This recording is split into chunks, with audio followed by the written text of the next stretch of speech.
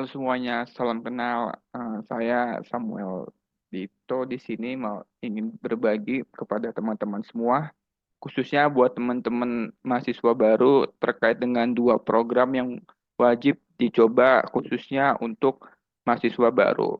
Pertama-tama saya ingin mengucapkan selamat dulu kepada teman-teman yang udah berhasil lolos di bangku PTN dengan berbagai ujiannya ya, mungkin ada yang masuk dari SNMPTN atau SBMPTN atau sekarang yang mungkin namanya UTBK dan yang jalur terakhir yaitu jalur ujian mandiri di tiap kampusnya. Tapi buat teman-teman yang belum lulus juga nggak apa-apa, teman-teman juga bisa masih kuliah di berbagai kampus swasta yang terbaik di negeri ini. Dan teman-teman juga jangan patah semangat karena masih banyak jalan untuk menuju perguruan tinggi negeri yang teman-teman impikan. Mungkin teman-teman bisa gap year dulu setahun untuk belajar lebih dalam lagi terkait dengan soal-soal yang ada di UTBK gitu. Nah, sebelumnya saya mau minta maaf ya kalau suara dan videonya agak sedikit ngeblur karena memang ini direkam melalui aplikasi Zoom. Jadi mohon maaf bila ada video yang blur atau mungkin suaranya yang kurang jelas gitu ya. Oke, dan juga di sini saya disclaimer dulu bahwa saya di sini hanya ingin berbagi terkait dengan experience saya yang saya dapatkan selama saya kuliah di salah satu kampus negeri di Banten. Di sini saya tidak menggurui teman-teman bahwa saya yang paling hebat itu enggak. Di sini saya hanya ingin berbagi terkait dengan experience yang saya dapatkan selama saya kuliah. Gitu. Nah, seperti yang sudah tertera di judul video ini, bahwa ada dua program yang wajib dicoba, khususnya buat teman-teman mahasiswa baru. Langsung saja, yang pertama yaitu adalah program beasiswa. Sekarang udah banyak banget teman-teman program beasiswa yang bisa teman-teman dapatkan dari berbagai lembaga di Indonesia ini. BTW, saya pernah mendapatkan dua beasiswa. Yang pertama itu pada saat tahun 2019 saya pernah mendapatkan beasiswa yaitu peningkatan prestasi akademik dari Kemendikbud Ristek Dikti saat itu kan yang belum bergabung atau apa yang belum menjadi Kemendikbud.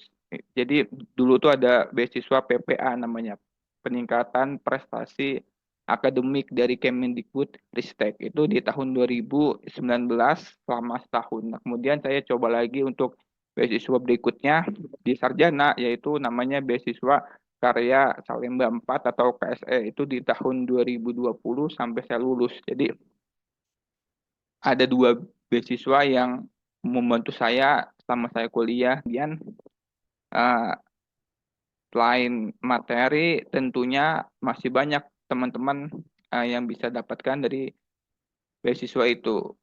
Misalnya teman-teman juga bisa mendapatkan berbagai program yang disiapkan dari beasiswanya, kayak misalnya program literasi finansial yang dimana nanti teman-teman biar nggak bingung nih pas teman-teman lulus nanti dan bisa dapat pekerjaan pertama, gajinya itu dipakai buat apa saja. Nah, itu bisa sangat membantu menjadi saran buat teman-teman agar bisa mengelola keuangannya dengan baik itu ketika mendapatkan gaji pertama. Nah, kemudian juga ada kayak semacam program leadership atau mungkin program sharing-sharing terkait dengan beasiswa tersebut yang udah mungkin dikatakan sukses gitu ya yang ada di negeri ini, baik itu mungkin di negeri ataupun di dalam negeri atau mungkin di luar negeri.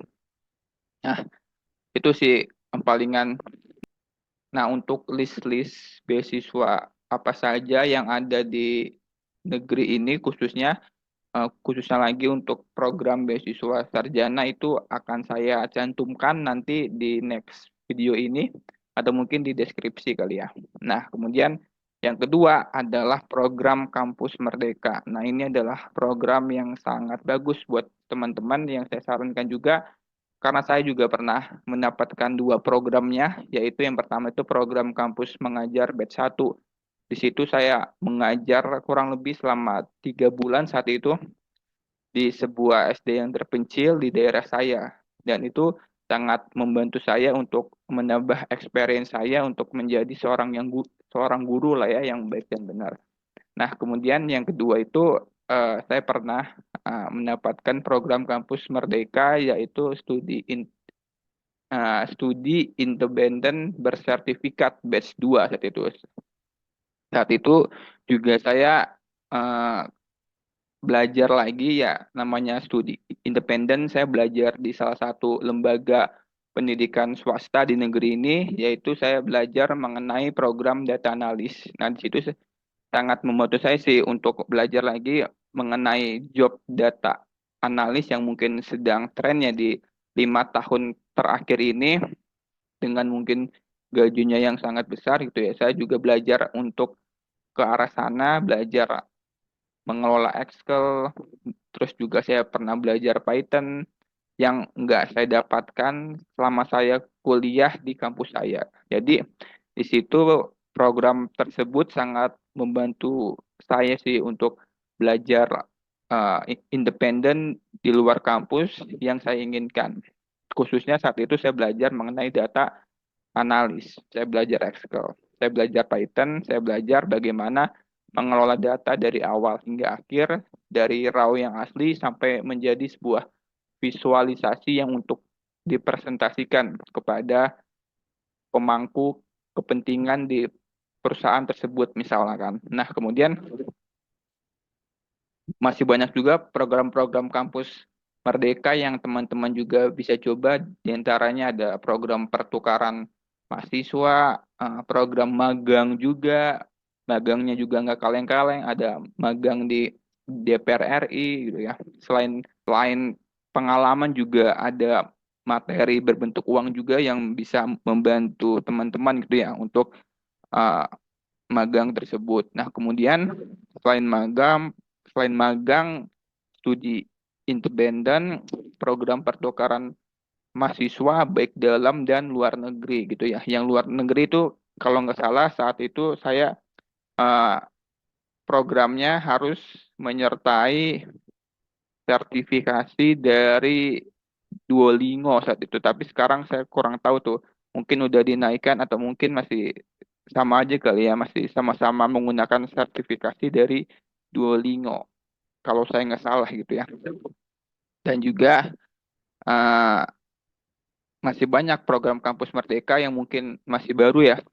Yang sekarang masih terus disebar kepada mahasiswa agar teman-teman mahasiswa ini belajarnya nggak hanya di dalam kampus, juga bisa belajar di luar kampus.